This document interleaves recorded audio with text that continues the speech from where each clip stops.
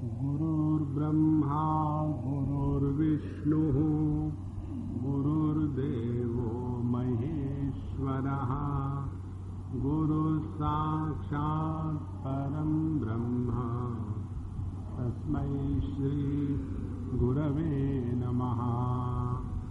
तस्मै श्री गुरवे नमः।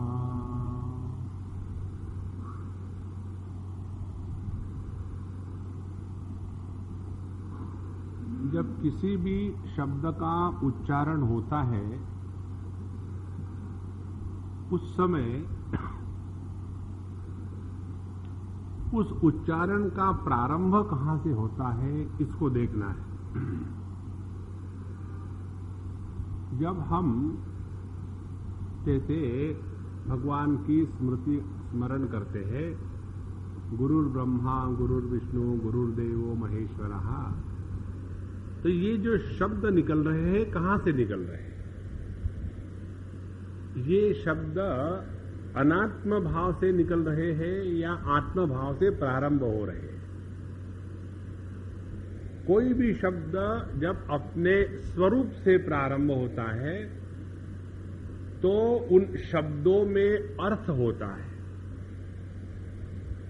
और जो शब्द अपने स्वरूप से प्रारंभ नहीं होता वो शब्द निरर्थक है, और निरर्थक शब्दों का सुनने वाले के मन पर कोई प्रभाव नहीं होता। जैसे कोई आकर के चाइनीज आदमी हमारी स्तुति करे चाइनीज भाषा में, तो हम अपने ऐसे खड़े रहेंगे, ये क्या तुमने चिंग चिंग लगा दिया है, और वो स्तुति कर रहा है, तो उन शब्दों का अर्थ हमको ग्रहण नहीं हो रहा है, वो निरर्थक है। उसी प्रकार से जब हम कहते हैं गुरुर्ब्रह्मा गुरुर्विष्णु, ये सब निरर्थक हो जाता है यदि हम उस शब्द के अर्थ को ग्रहण ना कर सके। और सभी शब्दों का अर्थ केवल आत्म रूप से ही जानना चाहिए। अनात्म रूप से जाने गए शब्दों के द्वारा कामना का निर्माण होता है, और आत्म रूप से जाने हुए शब्दों के द्वारा कामना का निराकरण होता है। इसलिए हम जब भगवान का नाम लेते हैं तो किस प्रकार से लेते हैं? तो वह शब्द कहां से प्रारंभ हो रहा है? जैसे शिशुपाल की कथा चल रही है। शिशुपाल बहुत क्रोध में आ गया और उसने भगवान श्री कृष्ण को गालियां देना प्रारंभ कर दिया। अब देखो भगवान की स्थिति, इससे एक चीज समझ लेना, आपको यदि गालियां मिलती है तो आप भगवान कृष्ण है। जिस आदमी को गाली नहीं मिली वो बड़ा दरिद्री है। तो अच्छी बात है, गाली मिलती है तो एक पॉसिबिलिटी है कि अपन भी कन्हैया है। तो भगवान ने तो कहीं नहीं कहा था कि मेरा आदर करो, मेरी अग्र पूजा करो। ये तो सहदेव जी ने कहा और बाकी सभासदों ने उसका अनुमोदन किया। और जब ये सब पूजा इत्यादि हो गई तो ये जो शिशुपाल जी महाराज थे उनके पेट में दर्द होने लगा। यहां हम आपको एक दूसरा सिद्धांत बताते हैं। यदि आपको इस जगत में सुखी रहना है तो उसका सबसे सरल उपाय आपको बताते हैं, और ये उपाय ऐसा है कि इसको लेकर के आपको कोई विशेष साधना नहीं करनी है, प्रयत्न नहीं करने हैं, किसी प्रकार के कर्म नहीं करने हैं, कोई कमाना नहीं है, कुछ नहीं करना, मस्त रहोगे। लेकिन कौन सी टेक्निक है ये टेक्निक ऐसी है कि दूसरे की खुशी में खुश हो जाओ। बहुत सिंपल टेक्निक है। जो व्यक्ति दूसरे की खुशी में खुश होता है उस व्यक्ति को जगत में दुखी होने का चांस ही नहीं। तो यह शिशुपाल बहुत क्रोध में आ गया और उसने कहा ईशो दुरत्यय काल इति सत्यवती श्रुति वृद्धानामपि यद्बुद्धि बालवाक्यैर्विभिद्यते यूयं पात्रविदां श्रेष्ठा मां मध्वं बालभाषितं सदसत्पतयः सर्वे कृष्णो यत्सम्मतोर्हणे तपो विद्याव्रतधरान् ज्ञान विध्वस्त कल्मषान् परमर्षीन् ब्रह्मनिष्ठानां निष्ठान् लोकपालैश्च पूजितान् सरसत्पतिनक्रम्य गोपालः कुलपांसनः यथा काकः पुरोडाशं सपर्यां कथमर्हति वर्णाश्रमकुलापेतः सर्वधर्म बहिष्कृतः स्वैरवर्ती गुणैर्हीनः सपर्यां कथमर्हति ययाति नैषां हि कुलं शप्तं सद्भिर्बहिष्कृतं वृथा पानरद शश्वत सपर्यां कथमर्हति। भगवान के बारे में ये शिशुपाल जी के वचन है। कहते हैं कि हे सभासदों, ये सत्य है कि ईश्वर ही काल के रूप में या काल ही ईश्वर के रूप में है और वो आप कुछ भी करो अपना काम निकलवा लेता है। अब देखो ना, यही की बात, यहां क्या बात हुई, इतने बड़े बड़े तपोवृद्ध ज्ञान वृद्ध ब्रह्मर्षि सभी लोग बैठे हुए हैं और एक छोटे से बालक ने बेवकूफी की बात कर दी। छोटा सा बालक कौन था? सहदेव, सबसे छोटा था पांडवों में। तो छोटे से बालक ने एक बेवकूफी की बात कर दी और उसको सबने हां में हां मिला करके अपने बुद्धि का दिवाला दिखा दिया है। और कहते हैं कि यदि आप लोग अग्र पूजा के लिए किसी पात्र का निर्णय करना ही है तो हे सदसतपति हो। सदसतपति माने कल आपको बताया था कि जो वॉच डॉग्स होते हैं, वो देखते हैं किसने क्या गलती करी है और उसको समझाना कि इसको ठीक करो। तो हे सदसतपति हो, आप सभी समझते हो, लेकिन सहदेव की इस बालक को कैसे बात को आपने कैसे मान लिया है? यहां कितने बड़े बड़े विद्वान है, व्रतधारी है, ज्ञान तप के द्वारा जिन्होंने सभी तापों को शांत किया है, ऐसे परम ज्ञानी परमर्षि ब्रह्मनिष्ठ उपस्थित है। ये सभी के सभी होते हुए भी इस ग्वाले को आपने काहे को पूजा में बुलाया? और ये ग्वाला है भी कौन? ये है कुलकलंक। अब देखो, भगवान की स्तुति हो रही है, यह ग्वाला कुलकलंक है। अग्र पूजा का कैसे अधिकारी होता है? कभी कौवा यज्ञ के पुरोडाश का अधिकारी हो सकता है? कौवे को तो केवल श्राद्ध का ही पिंडदान खाने का अधिकार है, और ये बड़े यज्ञ का प्रसाद इस कौवे को कैसा मिल रहा है? भगवान काले थे। अच्छा, और ये है कौन? इसका ना तो कोई वर्ण है, ना तो कोई आश्रम है, ना इसका कोई कुल भी ऊंचा है। ये सभी धर्मों से बाहर है। वेद लोक मर्यादाओं का उल्लंघन करके मनमाना आचरण करता है, ना तो इसमें कोई गुण है। ऐसे व्यक्ति को आपने अग्र पूजा के लिए बताया। अब देखो, गलती से घड़ी भी ठीक टाइम बता देती है, बंद हो तो भी। ये शिशुपाल ने जो कहा गाली के रूप में, असल में शिशुपाल ने जो कहा है भगवान के स्वरूप का वर्णन किया है। देखो, भगवान कौन है? उनका ना तो कोई वर्ण है, ना तो कोई आश्रम है। जो सभी वर्णाश्रम के परे है वही तो भगवान है। यदि भगवान ब्राह्मण क्षत्रिय वैश्य शूद्र होते तो पशु पक्षियों के रूप में कैसे उपलब्ध होते? तो उसने गाली दी, लेकिन भगवान की स्तुति हो गई। अब आप भले गाली दो, सुनने वाले ने क्या समझा है इस पर अवलंबित होता है। एक छोटी सी लड़की थी, उसको मैं सिखा रहा था कि बेवकूफ माने, कोई तुमको बेवकूफ कहता है तो तारीफ होती है। तो जब भी आती थी मैं उसको कहता, छोटी सी बच्ची, अरे मेरी बेवकूफ आ गई, तो शी वॉज वेरी हैप्पी। धीरे धीरे जब वो बड़ी हो गई तो उसको यही समझा बेवकूफ कहना माने तारीफ करना। एक बार उसने हमने बाप को कहा कि मेरे बेवकूफ पापा आ गए। उसको बड़ा गुस्सा आया।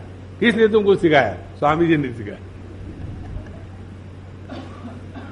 तो उसके पिताजी मेरे पास आए, स्वामी जी क्या कर दिया आपने? हमने कहा हम आपको एक सिद्धांत बताना चाहते हैं।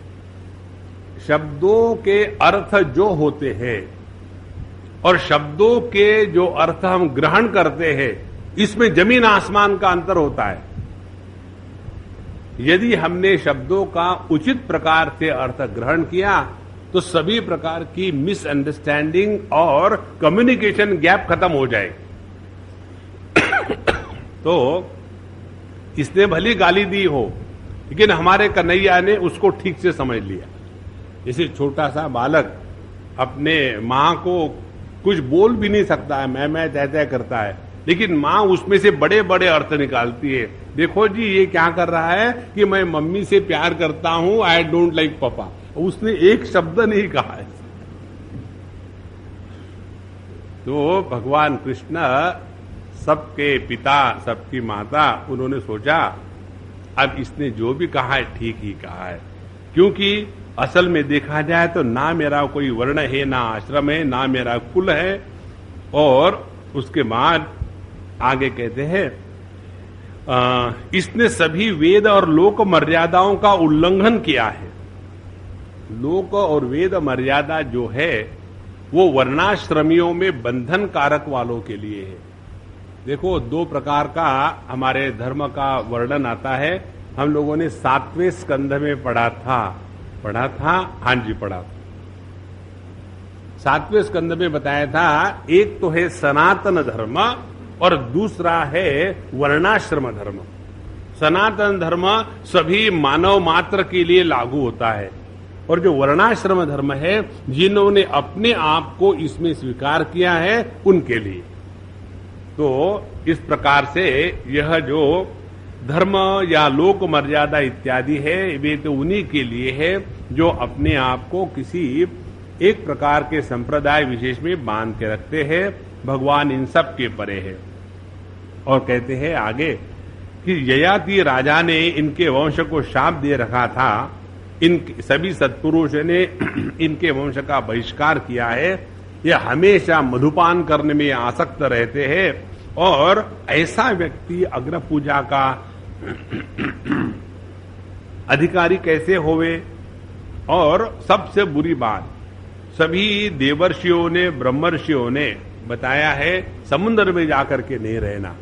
समुद्र पार करने को अच्छा नहीं मानते थे, लेकिन इसने मथुरा को छोड़ करके समुद्र में जाकर के द्वारका नगरी बसा ली है और वहां रहने लग गया है। और वहां से भी जब ये बाहर निकलता है तो सभी प्रजा को डाकुओं के जैसा परेशान करते रहता है। अब देखो कितनी बातें करी। परीक्षित जी को बताते हैं सुखदेव जी महाराज, उसने और भी बहुत बुरी बातें करी। अब मैं कहां तक बताऊं। अब जब ऐसा वो अनेक प्रकार के अपशब्द भगवान के लिए प्रयोग में लाने लग गया तो उसके पाप अब उभर आने लगे, और जब उसका सभी शुभ अच्छा नष्ट हो गया तो भी भगवान श्री कृष्ण ने उसके उल्टे सीधे बोलने पर कहीं ध्यान नहीं दिया। जैसे शेर कुत्तों के भूखने पर ध्यान नहीं देता। लेकिन ये जब बात हो रही थी तो उसमें दो प्रकार के लोग थे उस सभा में। एक तो वो थे जिन्होंने भगवान के प्रति अपशब्द सुनकर के अपने कानों पे हाथ रख दिया और वहां से निकल गए, क्योंकि भगवान के बारे में अपशब्द सुनना भी एक पाप है। यदि आप कुछ नहीं कर सकते हो तो उसका समर्थन मत करो, निकल जाओ वहां से। इसीलिए अपने पार्लियामेंट में लोग वॉकआउट करते हैं, घूम के आएंगे चाय पानी पी के, और कुछ नहीं। दूसरे प्रकार के जो भगवान के समर्थक थे वो शिशुपाल पर टूट पड़े, और शिशुपाल ने भी ये नहीं देखा आगा पीछा। वो भी अपने हाथ में ढाल तलवार लेकर के भगवान के जो पक्षपाती राजा थे उनके ऊपर ललकार करके युद्ध उसने छेड़ दिया। और ये सब कहां हो रहा है? पार्लियामेंट में। तो अपने यहां कुर्सियां निकलती है, अपने यहां माइक फेंके जाते हैं, तो कोई बुरी बात नहीं है। जब भगवान श्री कृष्ण सामने होते हुए भी ऐसा हो सकता है तो अपने यहां के स्पीकर होवे तो क्या फर्क पड़ेगा। अच्छा महाराज, तो इन दोनों का अब युद्ध प्रारंभ हो गया। तो भगवान ने अपने जो पक्षपाती राजा लोग थे उनको कहा, भाई शांत हो जाओ, ज्यादा झगड़ा करने की जरूरत नहीं। तो उसने भगवान पर हमला बोल दिया। तो भगवान ने अपने सुदर्शन चक्र से उसका सर काटा और उसी समय शिशुपाल के अंतःकरण में जो आत्म ज्योति थी वो निकल करके भगवान में समीप हो गई, भगवान में आके मिल गई। इसी प्रश्न को लेकर के युधिष्ठिर जी ने प्रश्न पूछा था नारद जी को कि जब शिशुपाल ने इतने बुरे कार्य किए, भगवान को गालियां दी, फिर भी भगवान ने उसको अपना कैसे लिया? तो उसका यहाँ कारण बताते हैं। जन्मत्रयानुगुण वैर संबंधया समरब्धया धिया ध्यायन तन्मयताम यातो भावो ही भव कारणम। ये सिद्धांत है, भावो ही भव कारणम। हमारे ईशावास्य उपनिषद पर दास गणेश महाराज की एक भावार्थ बोधिनी टीका है, और जब वो टीका लिख रहे थे तो उनके दिमाग में एक कोई प्रश्न को लेकर के एक कोई गांठ पड़ गई थी। भले उन्होंने लिखा है, लेकिन वो अपने आप में संतुष्ट नहीं थे कि कुछ तो भी गड़बड़ी है। तो अपने गुरु के पास गए, शिरडी साईं बाबा के पास, और उन्होंने बताया। तो बोले ठीक है, तुम जब जाओगे तो उनके यहाँ की जो काम करने वाली है वो तुमको उपदेश करेगी। तो वो चले गए, और वो छोटी सी लड़की बर्तन साफ करने वाली वहां गाना गा रही थी, बर्तन साफ कर रही थी और बड़े संगीत से गाना गा रही थी। तो वहां उनको ये समझ में आया कि व्यक्ति के जीवन में जैसा अपना भाव होता है वैसा ही अपना जीवन होता है। यदि हमारा भाव है कि हम बड़े दुखी हैं, nobody likes me, I am the most unwanted furniture, तो वैसा ही आपका जीवन होगा। इसीलिए भावो ही भव कारणम। अब ये जो जरासंध था, उसने पिछले 3 जन्मों से भगवान से वैर बांध के रखा था, और उसके कारण उसकी इतनी एकाग्रता और तन्मयता हो गई थी कि वो भगवान के सिवा और किसी बात के बारे में सोच ही नहीं सकता था। इसलिए हम भगवान का स्मरण किसी भी प्रकार से करें। तो हम शिशुपाल के पक्ष में जॉइन हो जाए।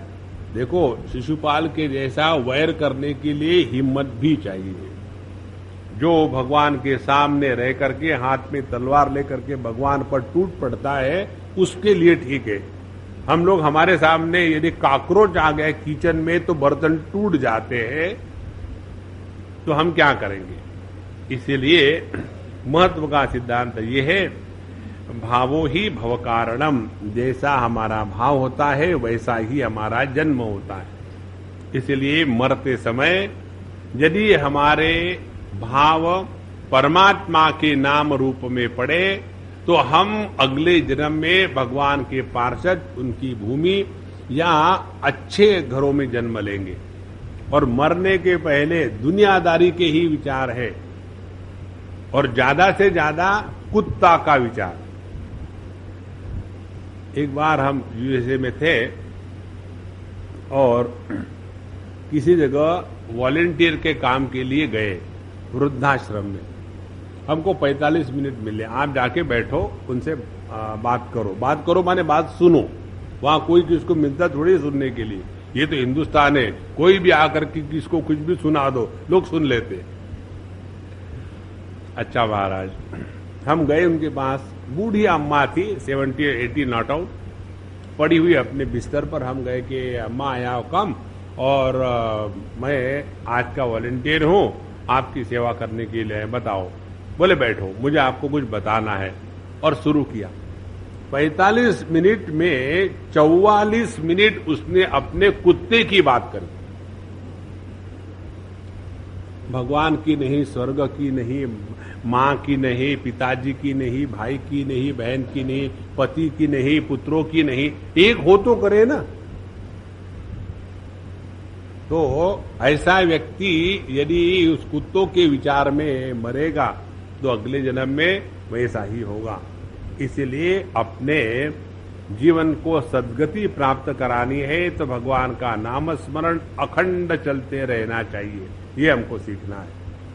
अच्छा, अब युधिष्ठिर जी महाराज का राजसूय यज्ञ पूरा हो गया और भगवान लोगों की प्रार्थना से कुछ दिन के लिए वही रहे और उसके बाद वहां से अपने रानियों सभी के साथ द्वारकापुरी के लिए प्रस्थान किए। और किस प्रकार से ये जो भगवान के पास चारों भाई सनक, सनातन, सनत कुमार इत्यादि गए थे, उन्होंने कैसे जय विजय को शाप दिया था और कैसे वो 3 जन्म लेकर के फिर दैत्य के रूप में पृथ्वी पर जन्म लिए, ये कथा हमने आपको 7वें स्कंद में सुनाई थी और इसीलिए अब यहां उसका विस्तार नहीं करेंगे। तो युधिष्ठिर राजा इस प्रकार से राजसूय यज्ञ के बाद जो स्नान करते हैं, स्नान करके रहे और भगवान श्री कृष्ण सभी की प्रशंसा करते हुए अपने अपने देश में, लोक में चले गए। और ये सब जब हो रहा था, इसमें दूसरा जो जल रहा था वो था दुर्योधन। तो पहला जो जल रहा था वो था शिशुपाल और दूसरा था दुर्योधन।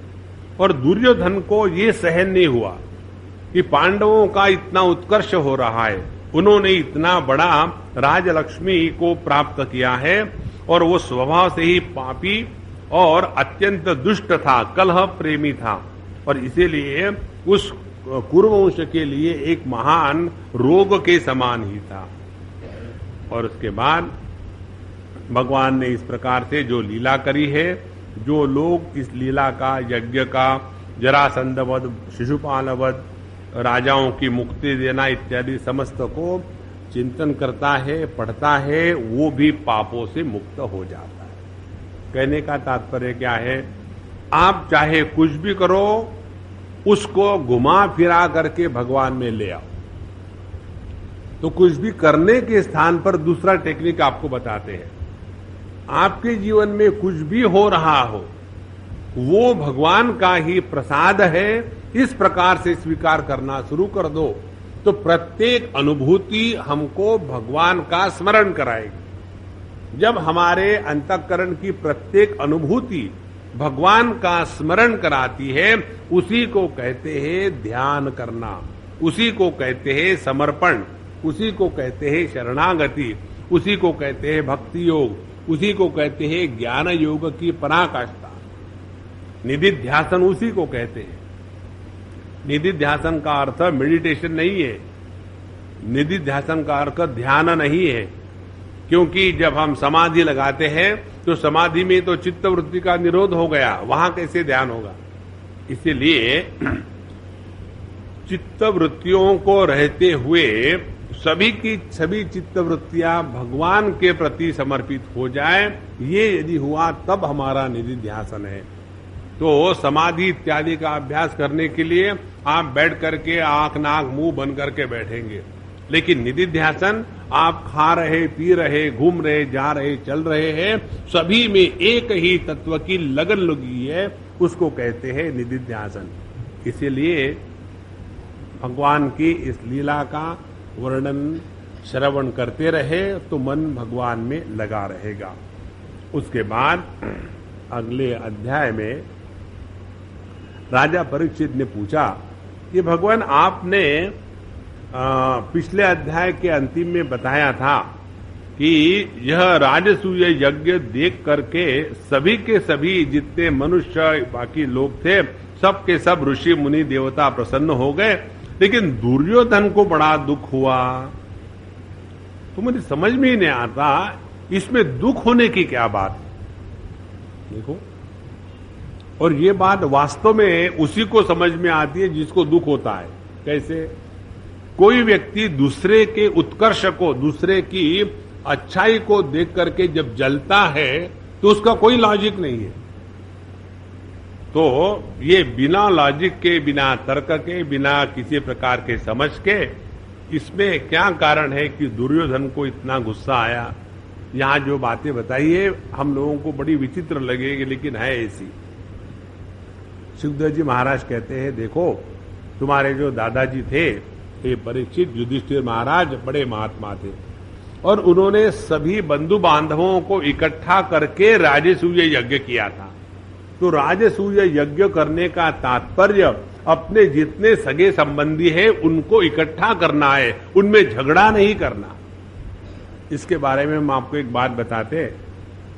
हम अभी अभी दिल्ली से आए और दिल्ली में सब होने के बाद जब हम लोग बैठे थे तो खूब मजाक चल रही थी। होली का दिन था, एक दूसरे पर फूल फेंक रहे थे, नाच रहे थे, गा रहे थे, खूब मजा, इसकी खिंचाई उसकी खिंचाई, आनंद ही आनंद था। वो सब होने के बाद जब हम लोग बैठे तो उस समय एक सज्जन ने कहा कि स्वामी जी, इतने सारे लोग आपके कारण यहां इकट्ठे हो गए हैं, तो आप हमको एक परमिशन दे दीजिए। मैंने किस चीज की परमिशन? बोले हम लोग यहाँ एक बढ़िया संस्था का ऑर्गेनाइज करेंगे ताकि सभी लोग हम अच्छे कार्य कर सकें। हमने कहा आपको अपना सत्यानाश करना है तो ये करो। अभी जिस प्रकार से आप प्रेम से इकट्ठे होकर के एक दूसरे की मजाक आनंद में है वो एकदम बंद हो जाएगा। जहां कोई प्रेसिडेंट, सेक्रेटरी, ट्रेजरर होगा उसके बाद गवर्नमेंट ऑफिस प्रारंभ हो जाएगा। ये मत करो। जहां जहां आध्यात्मिक जीवन में ऑर्गेनाइजेशनल एलिमेंट्स आ जाते हैं उस ऑर्गेनाइजेशन से भगवान उपरत हो जाते हैं और दुनियादारी प्रारंभ हो जाती है। देखो यह जो यज्ञ किया था युधिष्ठिर महाराज में, इसमें किसी प्रकार के सेक्रेटरी, प्रेसिडेंट कोई नहीं था। तो उन्होंने कैसे किया था? तो कहते हैं उन्होंने सभी अपने भाई बंधुओं को बुला करके हर एक को जैसा जैसा वो कार्य कर सके कार्य दे दिया था, बांट दिया था। तो भीमसेन जी को भोजनालय की व्यवस्था दे दी क्योंकि वो उसमें एक्सपर्ट थे। सबसे बड़ा जो रसोईया था, हमारे शास्त्रों में दो का नाम आता है। एक नल जो दमयंती का पति था वो बहुत बढ़िया रसोईया था और दूसरा भीमसेन जी बहुत बढ़िया रसोइये थे। तो उनको यह रसोई खाने का काम बता दिया। दुर्योधन को कोषाध्यक्ष बना दिया और सहदेव जो थे सबके स्वागत में लगा दिया। नकुल सभी प्रकार का सामान इकट्ठा करने की सामग्री के चक्कर में देखते थे। अर्जुन सभी गुरुजनों की सेवा शुश्रूषा करते थे और भगवान श्री कृष्ण सबके पैर धोते थे। जितने भी अतिथि आएंगे उनके पैर धोने का काम भगवान श्री कृष्ण ने किया था। वो कभी नहीं भूले कि युधिष्ठिर मेरे से बड़े हैं और मेरे भाई है। उन्होंने अपने भगवत्ता को हर जगह नहीं लाया था। इस प्रकार से प्रत्येक व्यक्ति अपने अपने काम में लगे रहे। द्रौपदी भोजन परोसने का काम करती थी, कर्ण खुले हाथों से दान करते थे। इस प्रकार से अनेक लोग जो थे भिन्न कर्मों में लगे हुए थे और सबका एक ही था कि इस यज्ञ में अपने जो श्रेष्ठ है युधिष्ठिर जी, उनका भला हो, उनका प्रिय हो, उनका हित हो और इसी के द्वारा अपना राज्य, अपना देश अच्छा चलता रहे। और इस प्रकार से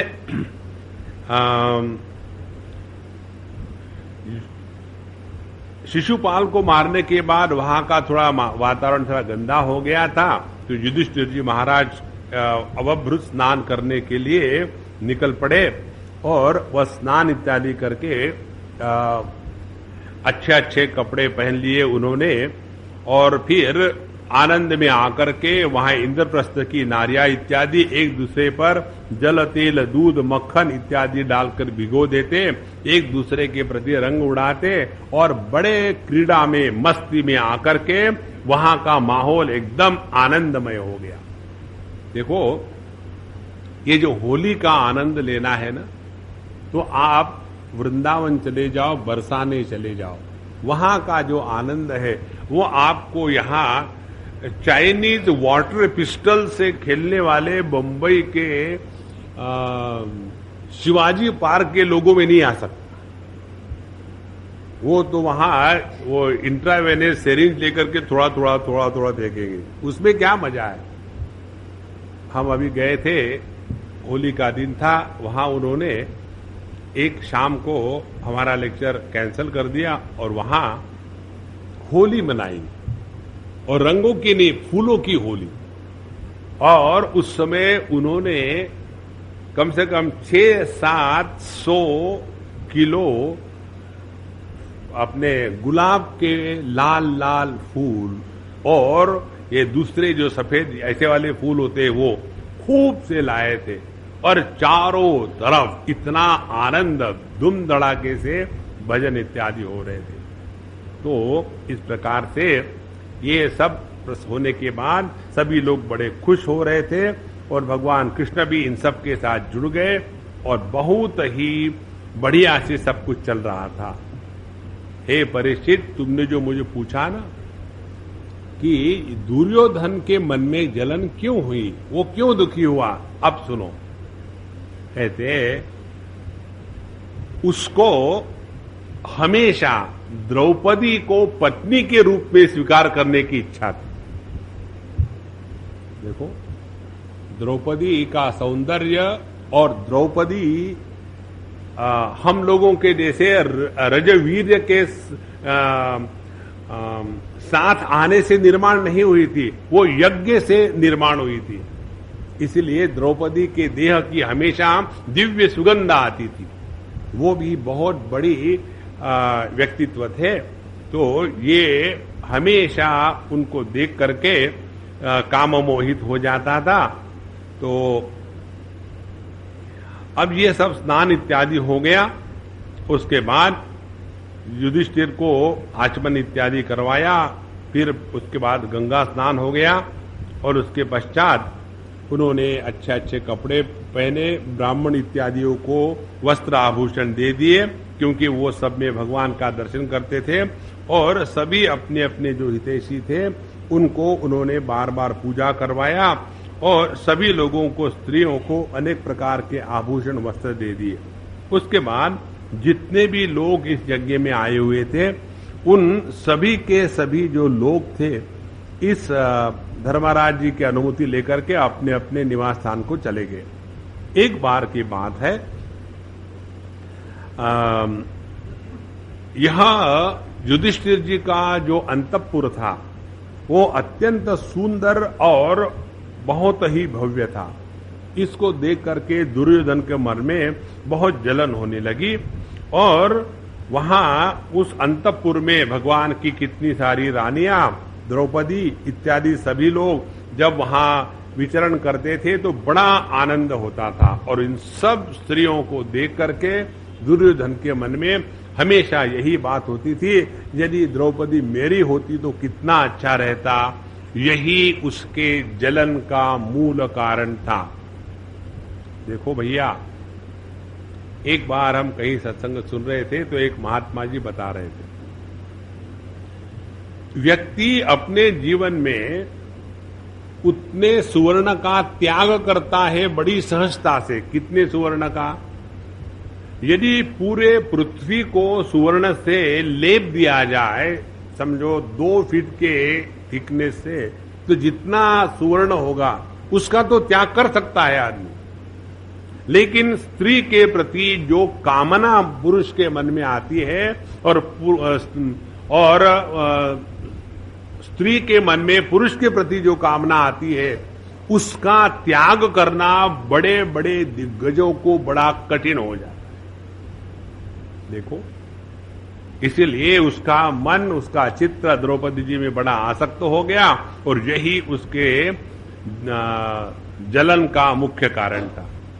और वहां भगवान श्री कृष्ण के साथ मैदानों की सभा में स्वर्ण सिंहासन पर देवराज इंद्र के समान ये युधिष्ठिर महाराज बैठे हुए थे, और सभी के सभी जितने बंदीजन हैं उनकी स्तुति कर रहे थे। और उसी समय, अब ये बहुत महत्व का प्रसंग है, उसी समय दुर्योधन अपने अभिमानी दुशासन के साथ वहां भाइयों के साथ आया।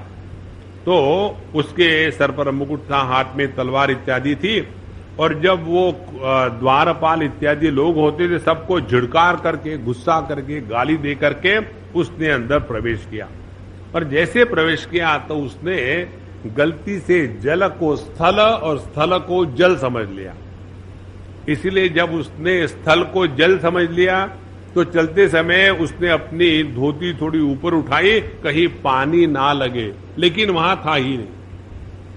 और जहां जल था उसको उसने थल समझा और सीधा चला तो उसमें वो गिर गया। जैसे वो गिर गया तो द्रौपदी हंसने लगी और काफी बाकी भी लोग हंसने लगे, रानियां भी हंसने लगी। उस समय वो बड़ा लज्जित हो गया, उसको बड़ा गुस्सा आया और उस सभा भवन से निकल करके हस्तिनापुर चला गया। और ये जब घटना हुई युधिष्ठिर से लेकर के सबको बड़ी अप्रसन्नता हुई, ऐसा नहीं होना चाहिए था। अब इस पर हम आपको एक महत्व की बात बताते हैं। आप देखेंगे हम अपने जीवन में अपना सत्यानाश करते हैं बड़े बड़े सिद्धांतों के लिए नहीं, छोटी छोटी बातों को लेकर, बड़ी छोटी सी बात। जैसे समझो कहाँ की बात है, हम किसी दूसरे देश में थे और हमारे सर पर एक टोपी थी, गर्मी की टोपी थी और बहुत हवा चल रही थी। और जब हम लोग जा रहे थे तो वो जो फेल्ट हैट ऐसी होती है तो वो फेल्ट हैट उड़ गई। और जब वो उड़ गई तो हमारे साथ जो सज्जन थे बोले स्वामी जी उड़ गई, बोले तुम भी उड़ो, और हम भी हंसने लगे, ताली बजाने लगे। यदि अपने साथ कुछ बुराई गलती होती है तो जो व्यक्ति अपने पर हंस सकता है उस पर दुनिया कभी नहीं हंसती। देखो सिंपल बात है। यदि इस समय ये जो दुर्योधन नीचे गिर गया था तो वो भी उसमें हंस देता तो ये पूरा महाभारत निर्माण ही नहीं होता। लेकिन छोटी छोटी बातों को लेकर के कितना प्रेस्टीज इश्यू बना लेते हैं, सबके सामने तुम मुझे हंसे हो। अब कोई आदमी गिर पड़े तो क्या रोना है? देखो, यदि कोई व्यक्ति समझो पोलियो से अटैक है और वो चल रहा है, वो गिर पड़ा तो फिर वो तो सहानुभूति का पात्र है। लेकिन अच्छा खासा आदमी एकदम फटक से गिर जाए तो कोई भी हंसेगा। तो ये नहीं समझ करके दुर्योधन ने पूरे जीवन के लिए अपने हृदय में द्रौपदी के प्रति एकदम घृणा की भावना पैदा कर ली। पहले आसक्ति थी, आसक्ति जब पूरी नहीं हो गई तो घृणा में वो परिवर्तित हो गई। और जब ये बात हो गई, परिचित बताओ तुमको, ये सब देखते हुए भगवान कृष्ण कुछ नहीं हुए, वो केवल देख रहे थे, केवल साक्षी मात्र। कारण क्या? उन्हीं की इच्छा से दुर्योधन वहां आया, उन्हीं की इच्छा से उसने जल को स्थल, स्थल को जल समझा और उसमें गिरा। उन्हीं की इच्छा से सभी लोग हंसे और उन्हीं की इच्छा से इसके मन में क्रोध आया, क्योंकि भगवान को इस पृथ्वी का भार हल्का करना था। एक बार हमने आपको कहानी बताई थी कि द्वारका में एक व्यक्ति आईने बेचने के लिए आया था और वो आईने ऐसे थे कि उस आईने में देखो तो अपना चेहरा नहीं दिखेगा, उसमें आपको आप जिससे प्रेम करते हैं उसका चेहरा दिखेगा। तो सभी लोगों ने देखने की बात कहते हैं चलो भगवान को कहेंगे देखने के लिए, और हर एक को लगता कि मेरा चेहरा देखेगा। भगवान ने कहा कि छोड़ो, बंदी मुट्ठी 1.25 लाख की चक्कर में मत पड़ो, नहीं तो तुम बड़ी अपेक्षा लेकर के मेरे पास आओगे, तुम्हारा चेहरा उसमें दिखेगा नहीं, तुम दुखी हो जाओगे। बोले नहीं नहीं नहीं, हम तो चाहते हैं। बोले ठीक है लाओ। लाया और उस दर्पण में किसका चेहरा देखा? उन्होंने देखा शकुनी मामा का चेहरा, of all the people in the world. क्योंकि शकुनी ने ही ये पूरा युद्ध का आयोजन किया था और इसी के द्वारा ये पृथ्वी पर का जो भार है वो कम हो गया।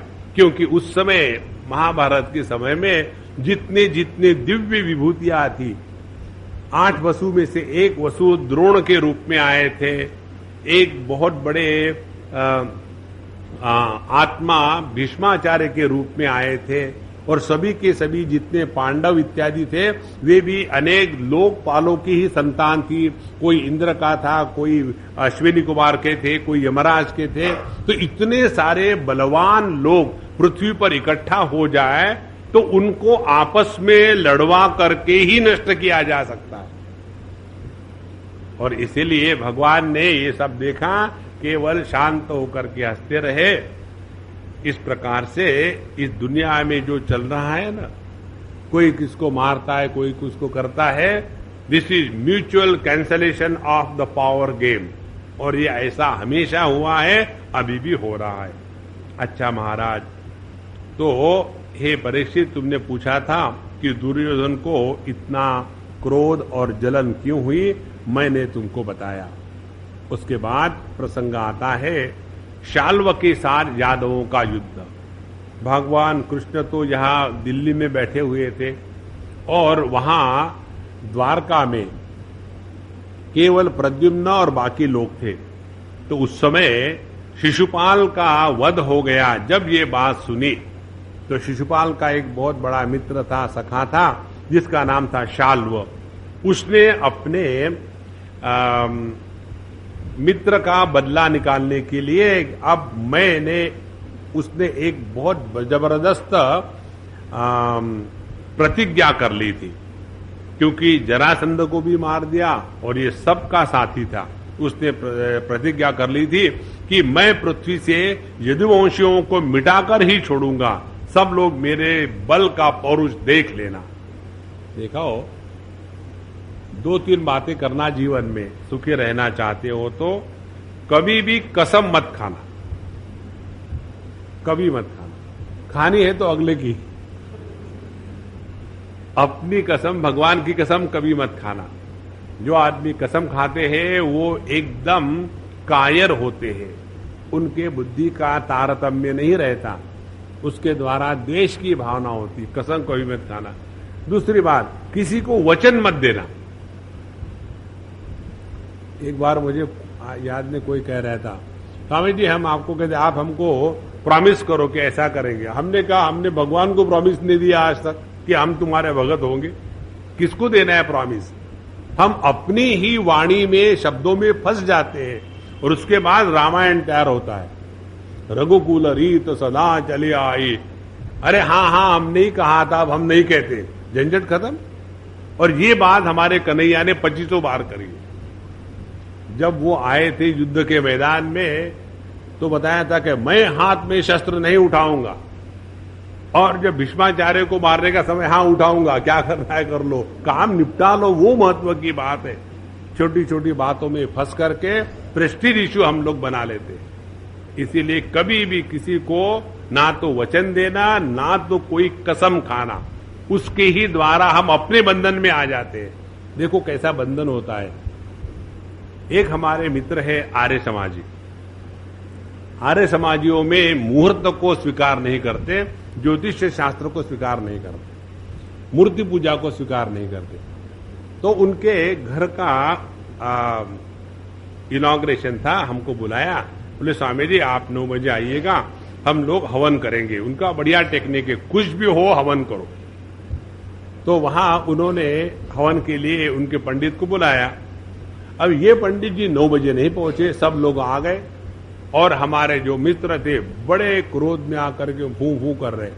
हमने कहा प्रभु जरा शांति से बैठो, हम विचार करेंगे। विचार क्या करना है? आप आर्य समाजी हो, आपने कभी भी मुहूर्त को महत्व नहीं दिया ना, नहीं दिया, क्योंकि आपको अलाउड नहीं है। वो बहुत बढ़िया बात है। अब ये पूजा 9 बजे होनी है, ये किसने डिसाइड किया है? आपने डिसाइड किया है। उसी के कारण परेशान हो रहे। अब दूसरा डिसीजन ले लो, आप ही को तो लेना है। दूसरा डिसीजन क्या है? जब पंडित जी आएंगे तब हवन होगा। क्यों परेशान हो रहे हो?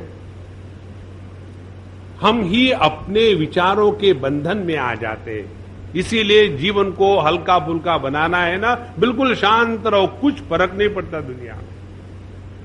हम जब जा रहे थे पिछले बार गोवा, उन दिनों में वो अहमदाबाद के चक्कर में बंबई बंद का था, हमको एयरपोर्ट में पहुंचना।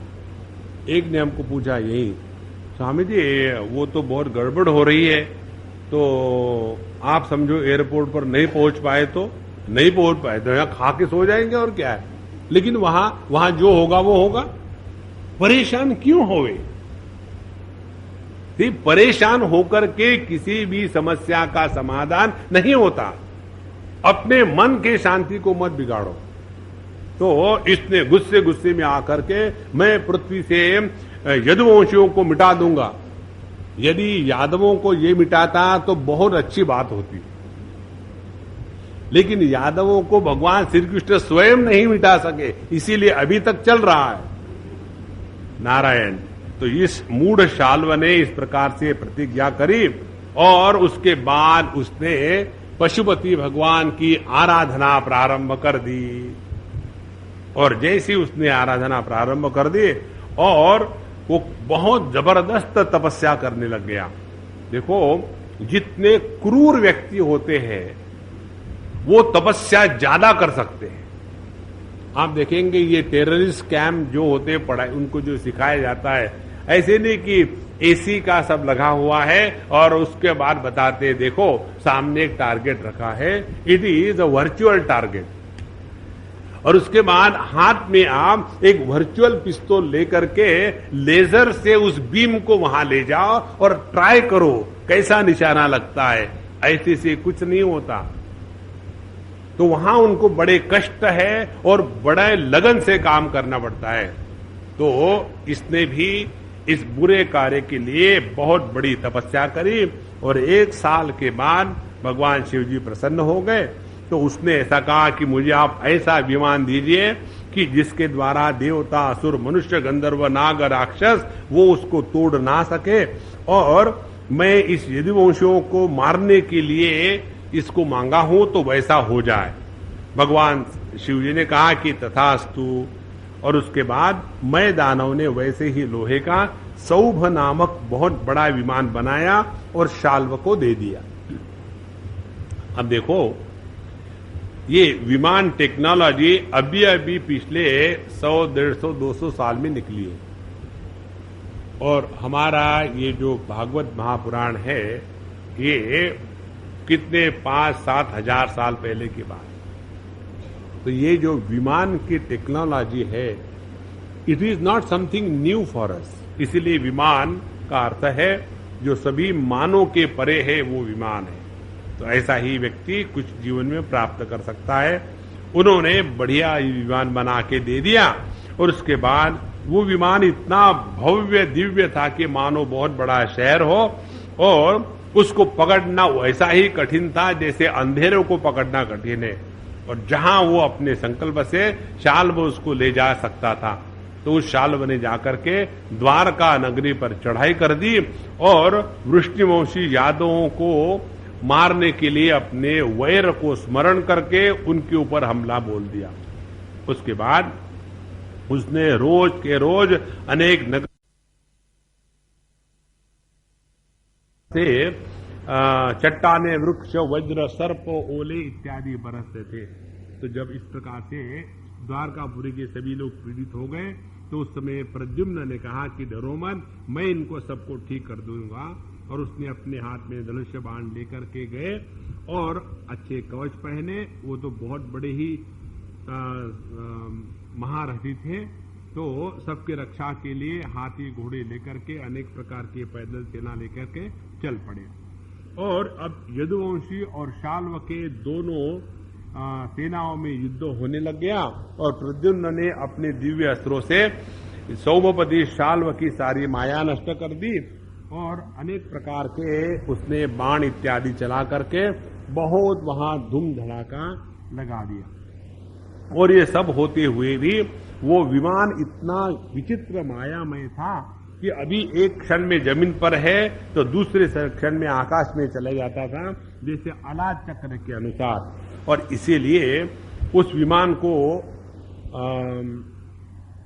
सैनिकों को मारने के लिए उन्होंने एक प्रकार की बाणों की झड़ी लगा दी थी और इसके कारण सभी के सभी त्रस्त, और उसी के साथ साथ प्रद्युम्न जी ने भी शाल्व पर बड़े बड़े बाण चलाए, उसके द्वारा वो स्वयं मूर्छित हो गए। उसके पश्चात अनेक प्रकार की धूम धड़ाके की लड़ाई हो रही है, और एक बार ऐसा हुआ इस लड़ाई में, यह जो द्युमान था, शाल्व का एक मंत्री था, जिसे पहले प्रद्युम्न ने 25 बाण मारे थे, बहुत बली था, ताकतवर था, उसने अपनी गदा ली और गदा से प्रद्युम्न जी पर जोर से चोट लगाई और कह दिया कि अब वो मर गया, मैंने उसको मार दिया। तो उस चोट से प्रद्युम्न जी का जो वक्षस्थल था वो फट गया था, और वो वही मूर्छा होकर के गिर पड़े। तो दारुक का जो उनका सारथी था, उस रणन जी के अनुसार उनको उन्होंने वहां से हटाया और अच्छे स्थान पर ले गए। और जब ये प्रद्युम्न जी फिर जागृत हो गए तो उन्होंने अपने साथी को बहुत डांटा कि तुमने ये गलत कार्य किया है। क्या हमारे वंश का कोई भी व्यक्ति रण के मैदान से कभी भाग के निकला है? तुमने ये करके मुझे एकदम कायर नपुंसक जैसे बना दिया है। असल में तुम स्वयं कायर हो, यहां से नहीं जाना चाहिए था। अब मेरे सामने बलराम जी और भगवान कृष्ण आएंगे तो मैं क्या कहूंगा उनको? उनके सामने मैं उत्तर भी नहीं दे पाऊंगा। तुमने मुझे रणभूमि से हटा करके बहुत अक्षम्य अपराध किया है। उस समय सारथी ने कहा कि देखो, मैंने जो कुछ किया है सारथी धर्म के अनुसार किया है। यही नियम है कि सारथी रथी की और रथी सारथी की एक दूसरे की रक्षा करे, और इसीलिए जब आप मूर्छित हो गए थे तब मैंने आपको वहां से हटाया था। उसके बाद प्रद्युम्न जी ने कहा, हाथ पैर मुंह धो करके कपड़े वपड़े कवच पहन लिया, कहा फिर मुझे द्युमान के पास ले चलो। और फिर द्युमान के पास जाकर के प्रद्युम्न ने अनेक प्रकार से युद्ध किया। उसमें बहुत लंबा वर्णन आता है, और यह युद्ध लगातार 27 दिनों तक चलता रहा। ये 27 दिनों की बात 10 बार आती है, रामायण में भी आती है, भागवत में भी आती है। अच्छा महाराज, शायद ये 27 नक्षत्र के कारण होगा, या 27 एक बहुत बड़ा अच्छा तारीख होगी इसके कारण होगा। जो भी हो, आज की तारीख 27 नहीं है, बहुत बढ़िया बात। तो उस समय तो भगवान गए थे इंद्रप्रस्थ, राजसूय यज्ञ हो चुका था, शिशुपाल की मृत्यु हो चुकी थी, और भगवान श्री कृष्ण ने देखा चारों तरफ बड़े अपशकुन हो रहे हैं, तो उन्होंने सभी कुरुवंश के जो बड़े वृद्ध इत्यादि थे उनकी अनुमति लेकर के द्वारका आ गए। और मन ही मन उन्होंने देखा कि देखो, मैं अपने बलराम जी के साथ यहां चला आया, कहीं शिशुपाल के जो पक्षपाती क्षत्रिय राजा थे उन्होंने द्वारका पर हमला तो नहीं कर दिया। और ऐसा करके देखा तो उन्होंने पहुंचकर यादवों पर जो बड़ी विपत्ति थी उसको देखा, तो उन्होंने बलराम जी को नगर की रक्षा के लिए नियुक्त कर दिया, और सौभपति शाल्व को देखकर अपने सारथी दारुक से कहा कि तुम शीघ्र ही मुझे शाल्व के पास ले चलो। और दारुक रथ पर चढ़ गया, शाल्व की ओर भगवान चल पड़े, और उस तक समय तक शाल्व की काफी सेना नष्ट हो चुकी थी। और भगवान श्री कृष्ण को देखकर उसके सारथी पर एक बहुत बड़ी शक्ति चलाई। ये बहुत बड़ा शब्द भयंकर करते आकाश से आ रही थी, लूक के समान चारों तरफ दिशाएं प्रकाशित हो चुकी। भगवान ने अपने बाणों से उस शक्ति को नष्ट कर दिया, और जो विमान अनेक प्रकार से आकाश में घूम रहा था, भगवान ने गदा के असंख्य बाणों से उसकी छलनी कर दी, इसको गिराया। और फिर इसमें एक विचित्र बात हुई, शाल्व ने भगवान को इतने जोर से बाण मारा कि भगवान के हाथ से जो शारंग धन्व धनुष्य था वो नीचे गिर गया। भगवान ने भी ये अपने लीला में सब कुछ किया है, ऐसे नहीं भगवान है तो जीतेंगे ही। उन्होंने हारने का भी नाटक किया है, उन्होंने चोट मारने का नहीं, चोट खाने का भी नाटक किया है। यही जीवन की असलियत है। एक बार एक सज्जन ने हमको पूछा, स्वामी जी ये बताइए कि महाभारत में ऐसी गंदी गंदी बातें कैसी है? हमने कहा देखो, महाभारत को कहते हैं इतिहास, इतिहास क्या करता है, जो हुआ है उसको बताते हैं। ये क्यों है, क्या है, ये आप सोचो। इसीलिए महाभारत ऑथेंटिक ग्रंथ है, उसमें किसी भी प्रकार के विषय को छुपा के नहीं रखा है। ओनली अच्छी अच्छी बातें बताना और बुरियों को छुपा के रखना, ये इतिहासकार का धर्म नहीं होता। तो ऐसा जब हुआ तो सभी लोग हाय हाय करने लगे, लेकिन भगवान ने हंसते हंसते देखते देखते ही उसको मार दिया। जब वो कह रहा था कि तुमने शिशुपाल के पत्नी को चुरा के ले गए। अब भगवान ने कहा शिशुपाल के पत्नी को चुरा के ले गया था, क्योंकि जो रुक्मिणी थी वो तो शिशुपाल से शादी करना ही नहीं चाहती थी। ये दुर्योधन ने ही कहा था। इसीलिए उसने कहा कि शिशुपाल असावधान था, इसलिए तुमने उसको मार दिया है। अब तुम मेरे सामने आ गए हो, अब मैं अपने तीखे बाणों से तुमको वहीं पहुंचाऊंगा जहां पहुंचने के बाद कोई लौटता नहीं। भगवान ने कहा कि अरे मूर्ख, कब तक के तुम खामो काम की बातें करते हो। जो वीर होते, शूर्य होते हैं, वो बकवास नहीं करते।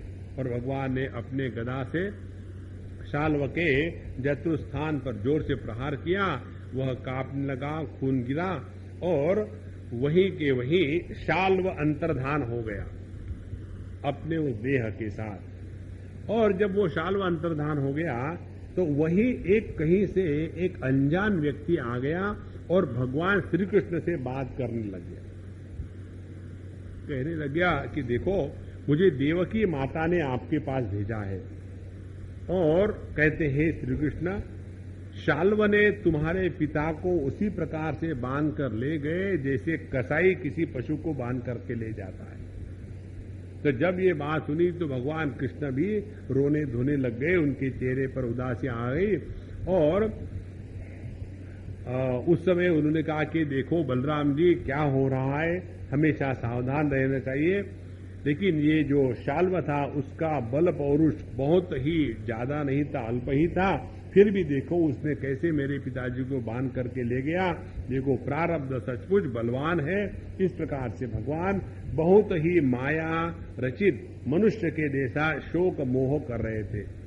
उसी समय शाल्व आया और उसने भगवान के पिताजी वसुदेव जी को सामने ला करके कहा, देख हे मूर्ख कृष्ण, तेरे सामने ये तेरा बाप है, अब इसको मैं मारने वाला हूं, देखो तुम क्या कर सकते हो।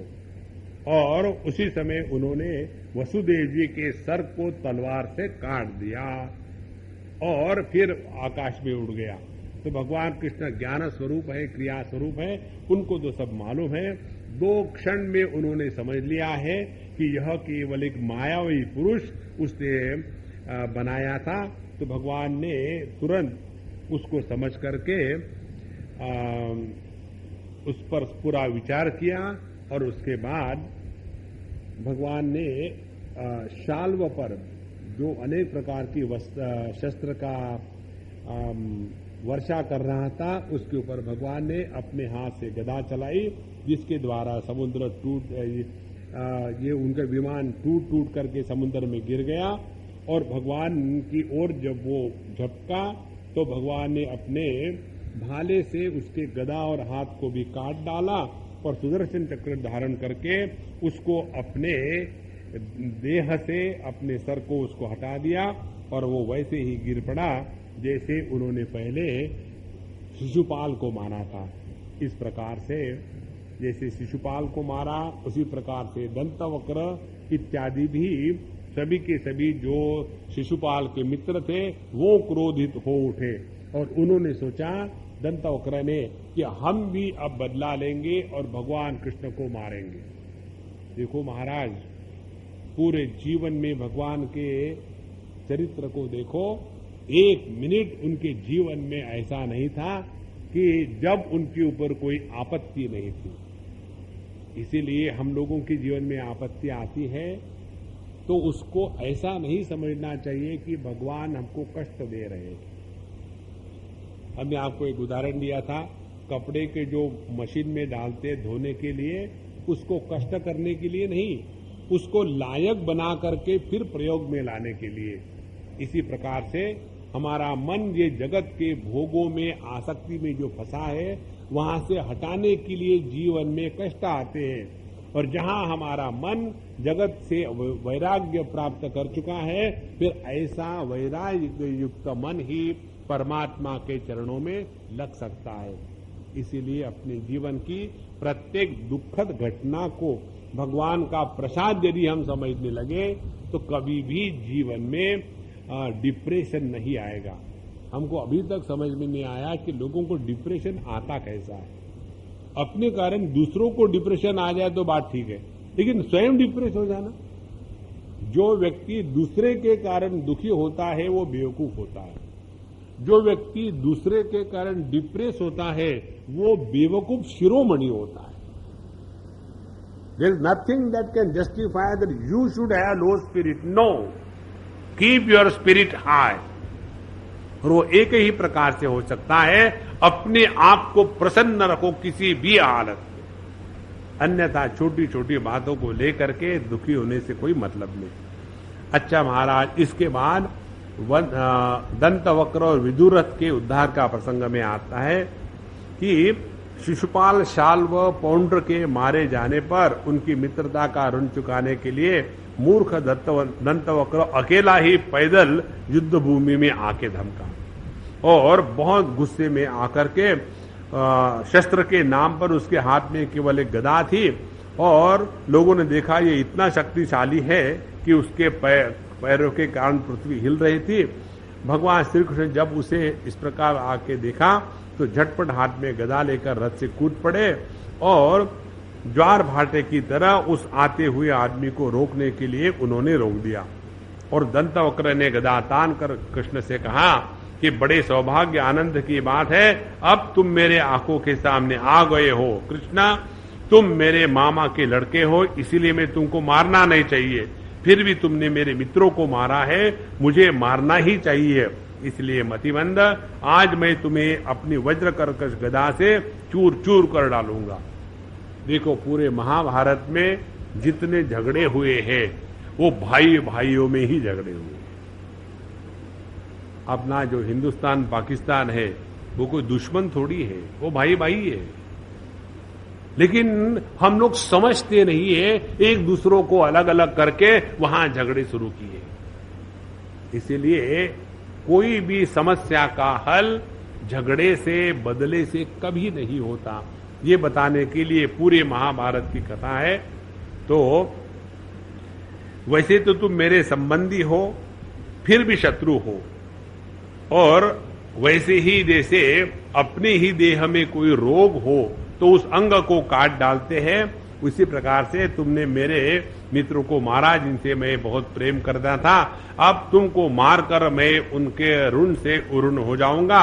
इसीलिए दंतवक्र ने बहुत कड़वी बातें सुनाई और उन्होंने भगवान के सिर पर जोर से गदा मारी। तो जैसे भगवान के सिर पर गदा टकी, लेकिन वो उनको कुचवाने टस से मस नहीं हुए, तो उन्होंने अपने गदा को संभाल करके दंतवक्र के वक्षस्थल पर जोर से प्रहार किया। उसका कलेजा फटा, मुंह से खून आया, बाल बिखर गए और वह निष्प्राण होकर के धरती पर पड़ गया। इस प्रकार से जैसे शिशुपाल के मृत्यु के समय हुआ था, वैसे ही दंतवक्र के मृत शरीर से आत्मज्योति निकल करके भगवान में वो समा गई। माने भगवान ने जो दंतवक्र, शिशुपाल इत्यादियों को माना था, उनके मन में उनके प्रति किसी प्रकार की द्वेष भावना नहीं थी। एक ध्यान से बात सुनना, जिस भावना का प्रभाव हमारे अंतःकरण को नाश, बर्बाद या अपवित्र करने में होता है, वही भावना हमारे बंधन का कारण बनती है। और यदि जैसे भगवान कृष्ण ने इन सबको मारा, लेकिन उनके मन में उन शत्रुओं के प्रति एक चटाक भी वैर की, द्वेष की भावना नहीं थी।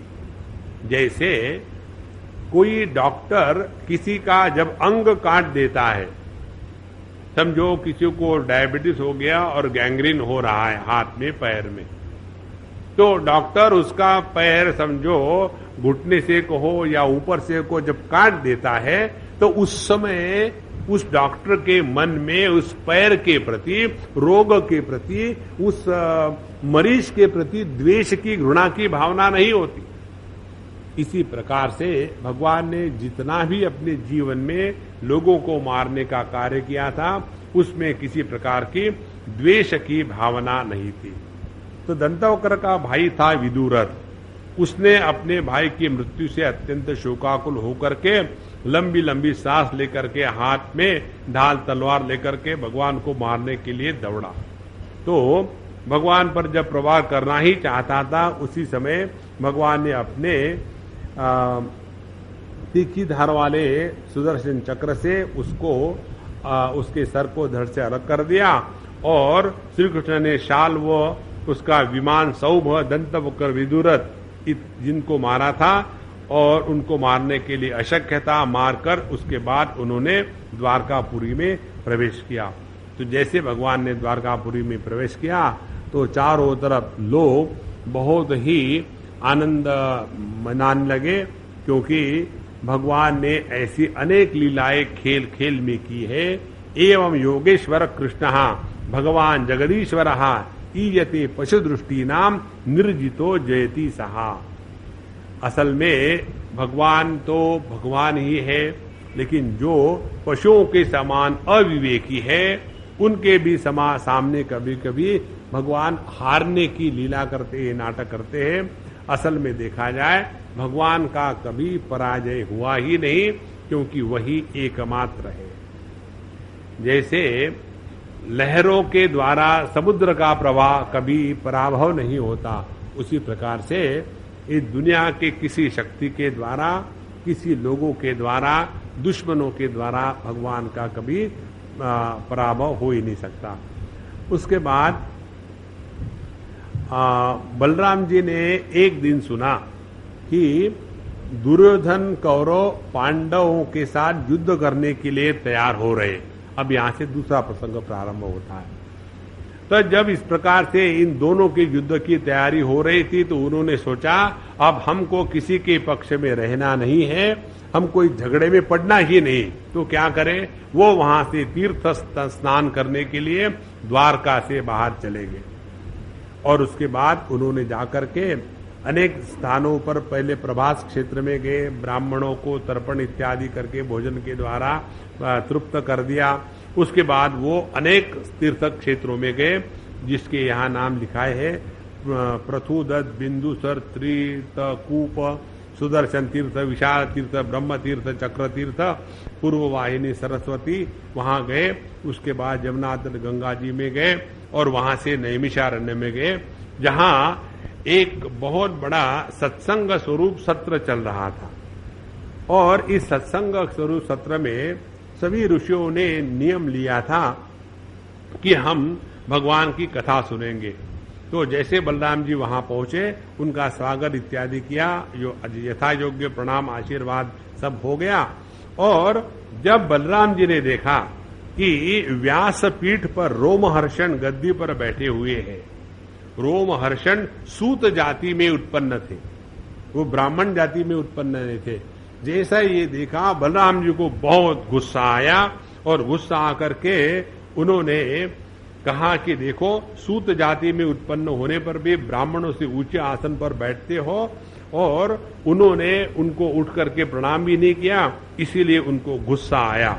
बलराम जी को जबरदस्त क्रोध आ गया। निकले थे क्यों? कौरव पांडवों के युद्ध में हमको पड़ना नहीं, तीर्थ क्षेत्र में भ्रमण करने के लिए भगवान का नामस्मरण करके अपने उद्धार करने के लिए निकले, लेकिन वहां जाकर के क्या किया? यही किया। इसलिए भगवान श्री कृष्ण ने अर्जुन को युद्ध से उपरत होने के लिए मना करी।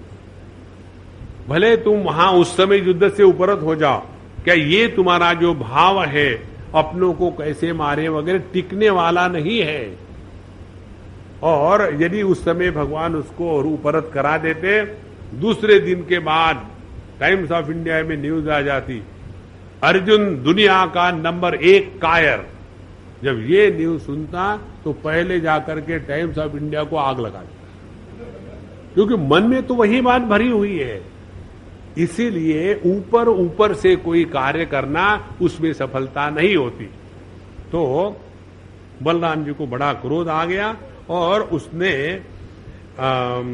उन्होंने कहा कि हे रोमहर्षण, प्रतिलोम जाति का होने पर भी, प्रतिलोम जाति का तात्पर्य है, हमारे महाभारत में इसमें भी बहुत विस्तार से वर्णन है।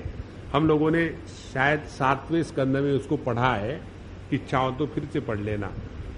जब ब्राह्मण, ब्राह्मणी, क्षत्रिय, क्षत्रियाणी इत्यादि एक जाति के विवाह करते हैं तो उसी जाति के लोग निर्माण होते हैं। उसके बाद दूसरे प्रकार है, ब्राह्मण बाप हो, क्षत्रिय मां हो, ब्राह्मण बाप हो, वैश्य मां हो, ब्राह्मण बाप हो, शूद्र मां हो। उसके बाद क्षत्रिय बाप हो, ब्राह्मण मां हो। ऐसे अनेक प्रकार के जो क्रॉस ब्रेड्स निर्माण होते हैं, जिनमें प्यूरिटी ऑफ जेनेटिक मटेरियल नहीं होता, उनको कहते हैं प्रतिलोम जाति।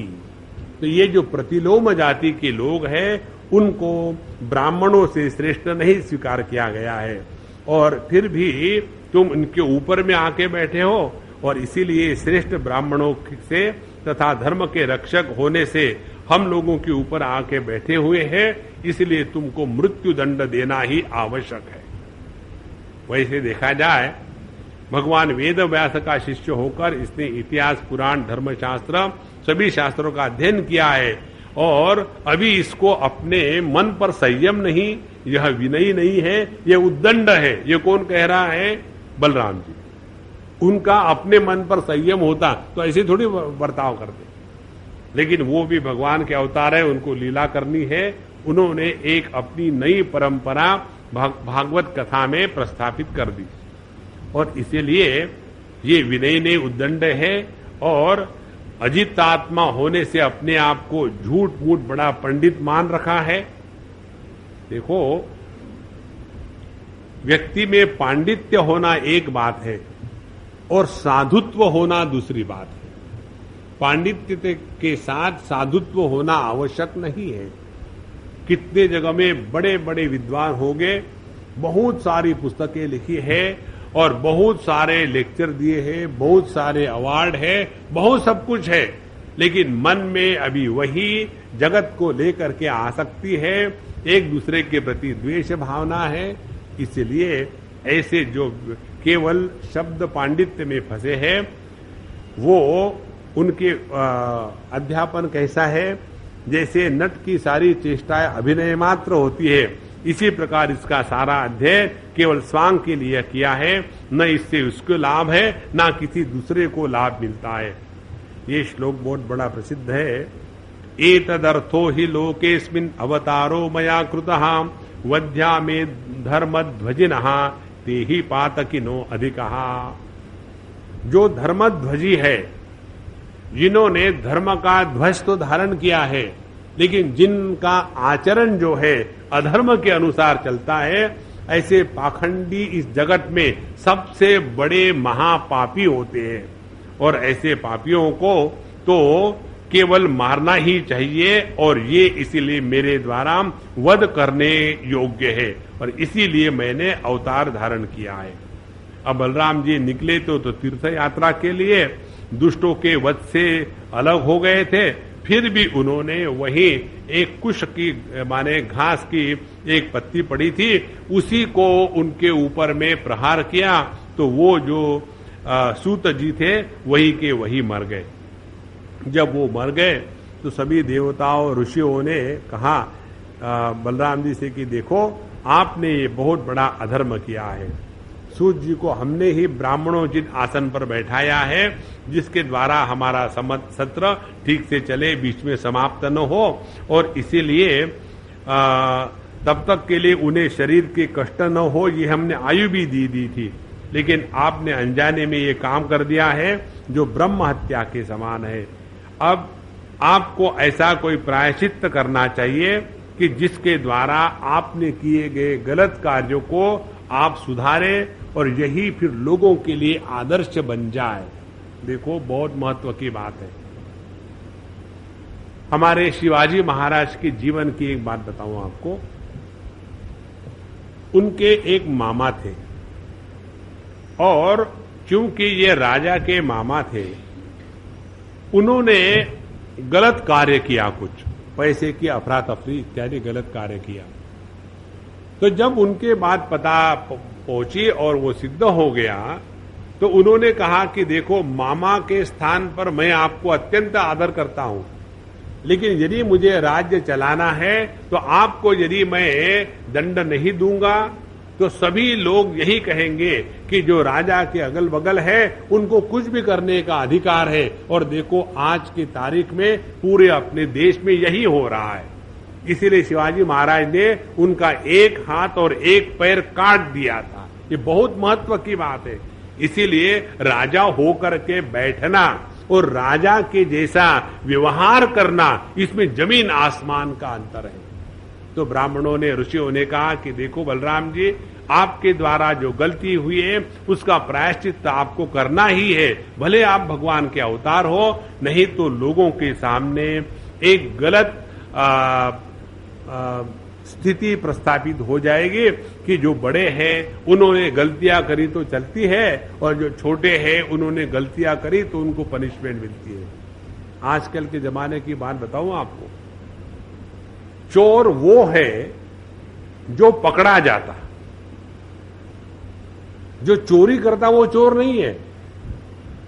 तो आपको यदि चोरी करनी है तो ऐसी चोरी करो कि पकड़े मत जाओ, और फिर जाकर के समाज में बड़े आदर के साथ रहो।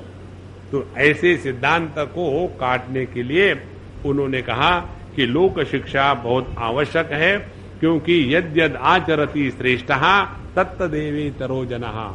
जैसे जैसे बड़े व्यवहार करते हैं उसी के अनुसार जो समाज के छोटे व्यक्ति है उनका व्यवहार वैसे ही होता है। जैसे देखो, अपने देश के स्वातंत्र्य के पूर्व हम सबके सामने ऐसे ऐसे बड़े आदर्श थे, तो उन आदर्शों को देख करके व्यक्ति अपने जीवन को कुछ बना सकता था। आज सबसे बड़ी जो कठिनाई या दुख की बात है कि हम लोगों के सामने ऐसा कोई आदर्श है ही नहीं, और चूंकि आदर्श नहीं है तो ये जो समाज है, लोग है, एकदम गुंडागर्दी का राज्य प्रारंभ हो गया है। तो भगवान बलराम जी ने कहा कि करिष्ये वध निर्वेशम लोकानुग्रह काम्यया नियमा प्रथमे कल्पे यावांस तो विधीयताम, कि लोगों को शिक्षा देने के लिए, उन पर अनुग्रह करने के लिए इस ब्रह्म हत्या का प्रायश्चित मैं अवश्य करूंगा, और जो सबसे कठिन प्रायश्चित होगा वही आप लोग मुझे बताइए, वही मैं करूंगा। तो आप लोग इस सूत को, जो लंबी आयु, बल, इंद्रिय आदि जो भी कुछ देना चाहते हो, मुझे बतला दीजिए, मैं अपने योग बल से सब कुछ उसको संपन्न किए देता हूं। ऋषियों ने कहा कि आप ऐसा कोई उपाय कीजिए जिससे आपका शस्त्र पराक्रम, इसकी मृत्यु भी व्यर्थ न हो, और हम लोगों को इन्हें भी जो वरदान दिया है वो भी सत्य हो जाए। तो बलराम जी ने सोचा और कहा, आत्मा वै पुत्र उत्पन्न इति वेदानुशासनम। वेदों में ये कहा है कि अपना जो पुत्र होता है वो पिता की आत्मा ही होती है, और इसीलिए रोमहर्षण जी के स्थान पर उनका जो पुत्र है वही पुराणों की कथा सुनाएगा, और मैं अपने शक्ति के द्वारा उसको दीर्घ आयु, इंद्रिय शक्ति, बल इत्यादि दिए देता हूं। और इसके अतिरिक्त आप लोग जो भी चाहते हैं मुझे कहिए, मैं आप लोगों की इच्छा पूरा करूंगा। मुझसे जो अनजाने में अपराध हुआ है उसका प्रायश्चित आप लोग सोच विचार कर बताइए, क्योंकि आप लोग इस विषय के विद्वान हैं। तो ऋषि ने कहा, बलराम जी, जो इलवल का पुत्र बलवल नाम का एक भयंकर दानव है, वो हर एक बार पर्व पर यहाँ पहुंचता है और सत्र को दूषित कर देता है।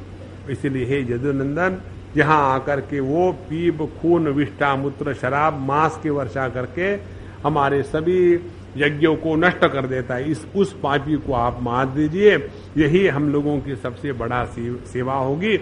और उसके बाद आप एकाग्र चित्त से तीर्थों में स्नान करते हुए 12 महीनों तक भारतवर्ष की परिक्रमा करते हुए विचरण करिए, इसी से आपकी शुद्धि होगी। अब ये विषय को जरा सूक्ष्मता से सुने। हम लोग जब तक अपने घर में बैठे हैं तब तक के हमको अपने अंतःकरण का विस्तार क्या है, अपने अंतःकरण में ममता का कितना प्रभाव है, ये बात समझ में नहीं आती। जब तक हम लोग अपने घरों में बैठे रहते हैं तब तक के हमारे अंदर यह जो ईगो, जो अहंकार का भयानक वायरस है, इसकी क्या स्थिति है, ये बात समझ में नहीं आती। तो अपने आपका अंतर निरीक्षण करने के लिए हमारे शास्त्रों में तीर्थ यात्रा का प्रसंग प्रत्येक व्यक्ति के जीवन में बताया है। विशेष करके जो वीआरएस है उनके लिए। वीआरएस माने जो वानप्रस्थी है। वीआरएस का अर्थ वानप्रस्थी है। वानप्रस्थी क्यों है वो? वानप्रस्थी माने वन में प्रस्थान करने के लिए जो तैयार है। अब उन्होंने अपना जितना संसारी जीवन करना था कर लिया, जितना घरों में बच्चे पैदा करने, उनको पढ़ाना, बड़ा करना, शादी कराना कर लिया, जितना नौकरी करके बर्बाद करना वो कर लिया। अब सब होने के बाद अब हम उपरत हो। अब क्या करें? जो पुरुष वीआरएस होने के बाद 24 घंटे घर में बैठेगा वो किस चीज का चिंतन करेगा? ब्रेकफास्ट के लिए क्या है, लंच के लिए क्या है, कल ही तो ये सब्जी बनाई थी, कोई दूसरी बात नहीं है क्या बनाने के लिए? अच्छा, शाम को चाय में समोसे बनाना, ऑर्डर देने के लिए क्या लगता है? और फिर पूरा जो उनका वीआरएस है वो केवल खाने के चिंतन में चला जाता है। इसीलिए महाराज, जहां आपको मौका मिले भागो घर से। कहां जाओ? आश्रमों में मत जाना। पहली बात, आश्रमों में जाकर के वहां फिर हम घर निर्माण कर देते हैं। मेरा अपना फोन, जो आश्रम के कमरे बने होते हैं ना, उसके अंदर में जाके देखो, जिनके जिनके अपने नाम के कमरे होते हैं उसमें अंदर के अपने फिटिंग है। I got this commode made according to my choice. इन्होंने ऐसा बनाया, मैंने उसको निकाल दिया। और पहले ऑर्डिनरी दीवार थी, वहां मैंने पूरा मार्बल लगा दिया, और वो फर्श ठीक नहीं थी तो वहां मैंने ऐसा पत्थर लगा दिया। और गए थे आश्रम में रहने के लिए, और वहां मैं दानव की सभा निर्माण कर। तो किसी स्थान विशेष पर अपने आप को चिपका के मत रखो, बहुत आवश्यक बात है। तो क्या करें? निकल पड़ो, अपने साथ कम से कम सामान लो, और जाकर के वृंदावन में गए, वहां जाकर के 15 दिन, महीना, 2 महीने, 4 महीने रह लो। वहां रहने के बाद देखोगे कि आप कितने लोगों के साथ झगड़ा करते हो। तुम्हारे जैसे 25 आदमी को मैं खरीद सकता हूं, समझ क्या रखा है? किसको कहते हैं? उस धर्मशाला का जो वॉचमैन है उसको कहते हैं। क्योंकि वॉचमैन ने कहा यहां लिखा है 10 बजे के पहले आना, क्यों लेट आए? नहीं खोलेंगे। तो फिर हम सोएंगे कहां? रास्ते पर सोए। और इस सेठ जी को गुस्सा आना शुरू हो गया। देखो, अपना जो अहंकार है, अपना ईगो है, उसको पहले नापना, तोलना है कि कितने गहराई में हम फंसे हुए हैं। और ऐसा करके जब हम अनेक तीर्थ क्षेत्रों का भ्रमण करते हैं तो 2 बातें होती है। पहले अपनी अंतःकरण की शुद्धि प्रारंभ हो जाती। अंतःकरण की जैसी शुद्धि प्रारंभ हो जाएगी तो आपको किसी भी तीर्थ क्षेत्र पर जाने पर वहां के संत महात्माओं के दर्शन होना प्रारंभ हो जाएगा।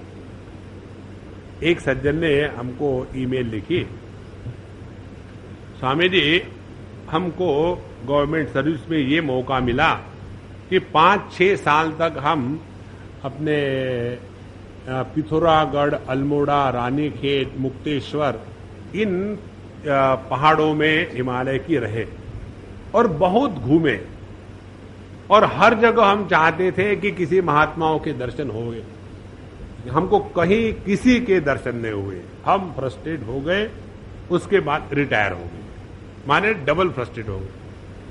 और जब हम बैठ रहे थे और ऐसे ही सामने टीवी में देखा आपको, तो हमको लगा कि जिस महात्मा को हम ढूंढ रहे थे वो हमको मिल गए, अब हम आपके पास आना चाहते। हमने तुरंत अर्जेंट ईमेल भेज दिया, आओ मत।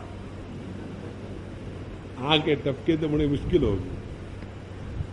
देखो, हमको जहां भी जाना है केवल इसलिए जाना है कि अपने आप को देखना है। और व्यक्ति जब किसी स्थान पर जाकर के इसी चक्कर में पड़ा है, उसको अच्छा कमरा मिला, अटैच बाथरूम, और मुझे बाथरूम ही नहीं है, अब क्या करूं। तो आए थे हरिभजन को और फंस गए बाथरूम में। तो इसलिए एकाग्र चित्त से तीर्थों में जाकर के स्नान करो और 12 महीनों तक भारतवर्ष की परिभ्रमण परिक्रमा करो। इसके द्वारा आपकी शुद्धि हो जाएगी। और शुद्धि क्या है? शुद्धि है इसी अहंकार से। मैं बड़ा पढ़ा लिखा हूं, मैं बड़ा अमीर हूं, मेरे पास लाखों करोड़ों रुपए थे और मैं ऐसा हूं, मैं वैसा हूं। जब तक कि ये मैं करके रहते हैं, तब तक कि हमको भगवान का दर्शन कभी नहीं होगा। इसलिए यह जो अपने जीवन को चलाने की प्रक्रिया है, पहले हमने भगवान श्री कृष्ण के चरित्र में देख ली, अब हमारे बलराम जी के चरित्र में अपने जीवन का जो अंतिम समय है उसको ऐसा लगाओ। ये बहुत आवश्यक बात है भैया। एक बार हम वैकुंठ में गए थे, अपने विले पार्ले में एक वैकुंठ सोसाइटी, वहां गए थे और वहां के सभी लोगों के सामने हमको बोलने को बताया और सभी 70 नॉट आउट 80 नॉट आउट आकर के हमारे सामने बैठ गए। अब बोलू तो बोलू क्या? सभी के सभी ऐसे कि हम अभी जिंदे क्यों हैं और आप भी क्यों जिंदे, सबके चेहरे पर भाव। तो हमने उनको कहा, हे वैकुंठ वासियों, अब आपको मैं क्या बताऊं, आप तो पहुंच ही गए और आज ही मैं आया हूं ताजा ताजा, आप तो यही के रहने वाले। देखो, उस समय हमने उनको एक बहुत बड़ा महत्व का तत्व बताया। जैसे हमको किसी वैकेशन के लिए जाना होता है, समझो कुल्लू मनाली जाना है, शिमला जाना है, नेपाल जाना है, सिक्किम जाना है, तो हम तैयारी करते हैं ना। उसी प्रकार से अब इस दुनिया से जाना है, इसकी तैयारी में लगो। ये मत समझ लेना हमेशा के लिए यहां बैठना है, बहुत आवश्यक बात है। जैसे गाड़ी आपके पास कितनी भी बढ़िया हो, इंपोर्टेड इम्पाला,